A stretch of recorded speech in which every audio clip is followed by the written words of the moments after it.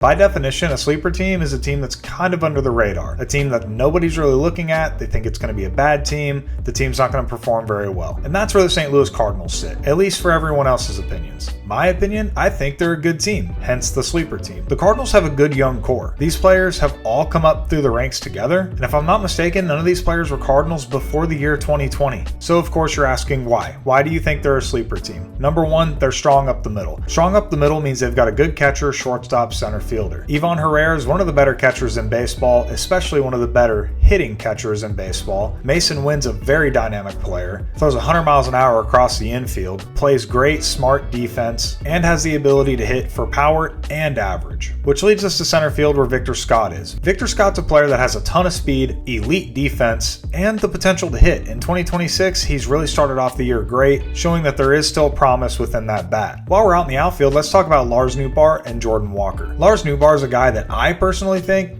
could come close to winning a batting title one day. He's very, very disciplined at the plate, but sometimes that hurts him. He takes too many strikes down the middle of the plate. Sometimes you can work yourself too deep into a count to where you can't get back out of it. I think if Lars Nootbaar can swing earlier in the count, you're looking at a guy that can actually do severe amount of damage in the middle of the lineup. Or they could even lead him off because, again, he works deep counts. He gets on base. Jordan Walker is kind of on the other end of the spectrum. He's a lot of power, but we haven't seen it yet. When Jordan Walker was drafted, he supposedly had some of the most raw talent out of his draft, but we just haven't seen it at the big league level yet, you know? To me, it seems like Jordan Walker may have his mind in other places sometimes instead of on the baseball field where it needs to be, but that could just be a me thing. Maybe I'm being too judgmental. I'm not meaning to be. I just think there's a lot of talent there that may never see its potential, but if it does, it's kind of like the Nolan Gorman situation. There's a lot of power upside, and the Cardinals desperately need that power. So now that we brought Nolan Gorman into the conversation, we can talk about the rest of the infield. Obviously, JJ Weatherholt looks like he's going to have a very, very high floor, meaning like at the worst, he's going to be a big league player, a solid contributor to that lineup. He looks like he's made for the moment. He looks like he loves to play the game. He's not just there to make money,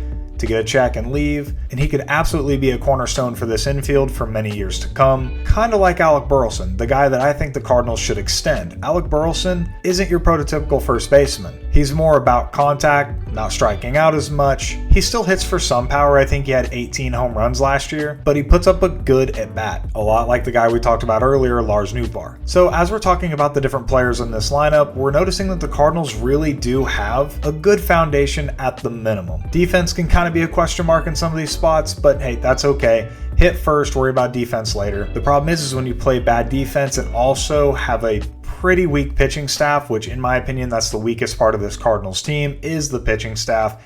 They don't have a lot of depth there. They've lost a lot of guys or traded them away, like Sonny Gray. And hey, that's okay. They want to start new. They want to start fresh. Like I said at the beginning of this video, this team is very young. They're all a part of that same core. And I think if the Cardinals can just bring in a piece or two for this rotation in the next few years, they're definitely going to be contenders again. I actually think they're going to have a better record than most people think. I think they're going to play around 500 baseball, which ironically, they're 500 right now. I think they've got 4 wins, 4 losses. I think that's about going to sum up the season for the Cardinals. But 2027 is where they're actually going to get back into the playoffs again, in my opinion. And hey, if the Cardinals can just do that, just hover around 500 for 2026, 2027 is going to be a great year because the Cardinals have 3 prospects that are definitely going to be making an impact as long as they stay healthy by 2027. You remember Durandro Losancia, the starting pitcher they picked up from the Mariners in the Brendan Donovan trade? He should be up sometime this year, probably the second half of the year. And then also Joshua Baez is an outfield prospect for them with a lot of power potential. He should also be up at the later half of this year. And then in 2027 could be Liam Doyle time. He's at AA right now, but players make that jump all the time to the big league level. This kid's electric. He was the first round draft pick of the St. Louis Cardinals in 2025. So if they bring him up too, that helps the starter situation. Let's just see where the Cardinals are going into 2027. And let me know what you think down below. Do you agree with this or not? Peace. I love you guys. I'll see you in the next one.